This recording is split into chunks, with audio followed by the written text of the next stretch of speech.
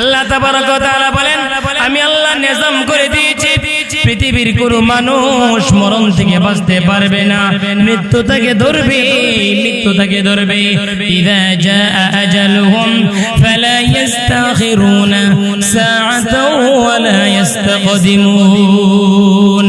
এক সেকেন্ড পরেও হবে না, এক সেকেন্ড আগেও হবে না। নির্ধারিত সময়ে যখন যেভাবে যখন তার মৃত্যু হওয়ার কথা তখনই হবে, অন্য কোনো সময় হবে না, আগেও হবে না, পরেও হবে না। কি বলেন, কি বলেন? আল্লাহর কথা মিথ্যা? সত্য, সত্য। আল্লাহ যেভাবে আমাদের মরণ লিখে রেখেছেন সেভাবেই মৃত্যু হবে।